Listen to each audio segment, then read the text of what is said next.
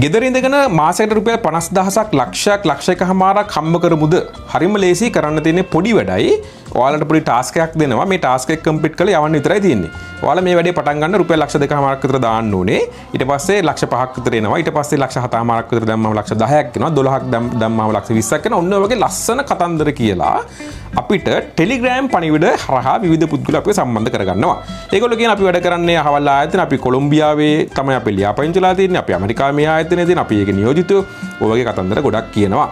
කියලා අපෙන් සල්ලිත් අරගෙන අපිට ටාස්කුත් එවනවා. ඒව කම්ප්ලීට් කරන්න කියලාත් කියනවා. හැබැයි අවසානයේදී ටික කාලයක් ගිහිල්ලා මේ ආයතන සම්බන්ධ කරගන්න හම්බෙන්නේ නැහැ. මේ ටෙලිෆෝන් අංක වැඩ කරන්නේත් නැහැ. ප්‍රශ්න ගැටලු ගොඩකට ලක් වෙනවා. මේ වගේ දේවල් සියල්ලම අපි සරලව කියනවා මේවා ඔන්ලයින් හරහා වෙන විවිධ ජාවාරම් විවිධ ස්කෑම්ස්. මේවට අහු වෙන්න එපා. මේවට ගොඩක් වෙලාට අහු වෙනවා රජයේ සේවකයෝ, ඒ වගේම පෞද්ගලික අංශවල ඉන්න නිලධාරීන්, ගුරුවරු විශේෂයෙන්ම, ඒ වගේ විශ්වවිද්‍යාල ශිෂ්‍යයෝ මේවා ගොඩක් කට්ටිය මේවට අහු වෙනවා. අහු වෙලා අන්තිමේදී තමන්ගේ සල්ලිත් නැහැ.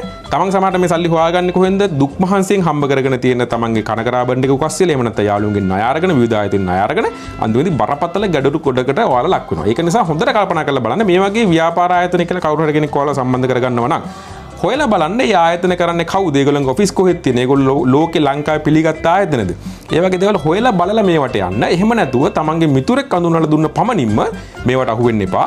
තමන්ගේ සල්ලිත් අපරාධේ, කාලෙත් අපරාධේ. අන්තිමේදී තමන් ડિප්‍රෙෂන් එක හැදිලා තමන්ට අන්තිමේදී සියදිවි හානි කර ගැනීමට පවා සමහර පුද්ගලයන්ට මේ වගේ තත්ත්ව නිසා ඇති වෙන අවස්ථා අපි අහලා තියෙනවා සහ සමාජයේ අපි දැකලා තියෙනවා. ඒක නිසා මේව ගැනත් දැඩි අවධානය යොමු කරන්න.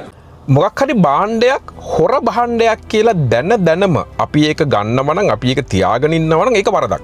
මම මේ කාරණේ කියන්නේ විශේෂයෙන්ම මේ වර්තමාන තත්ත්වෙත් එක්ක ගම් වතුර ඇවිල්ලා මිනිස්සු ගොඩකට ප්‍රශ්න වෙලා ඒ ගැන කතා කරන දෙයක් නැහැ. මේ පරිසරයේ ඇතුළත සමහර වෙලාවට සමහර මිනිස්සු අනිත් මිනිසුන්ගේ දේපල හොරකම් කරලා ඊටම අඩු මුදලට වෙන තුන්වෙනි පාර්ශ්ව කරුණ විකුණන අවස්ථා මේ කාලෙදී සිද්ධ වෙන්න පුළුවන් ඉදිරි කාලය තුල.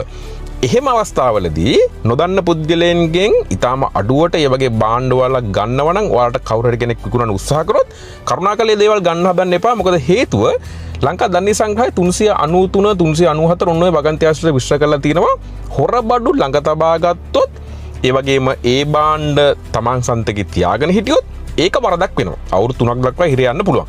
ඒක නිසා ඒ වගේ දේවල් ගැනත් හොඳ අවධානයෙන් ඉන්න. මොකද මේක නරකම කාලයක්. අපි ලංකා ජන සමාජයේ මිනිස්සුන්ට මෑත කාලේ අත්විඳින්න හම්බෙච්ච ප්‍රධාන ව්‍යසන කීපයකින් එකක් මේක. විශේෂයෙන් අපිට සුනාමිය ආවා, ආර්ථිකය කඩන් වුණා, ඊට පස්සේ පාස්කු ප්‍රහාරය ආවා, ආර්ථිකය කඩන් වැටුණා.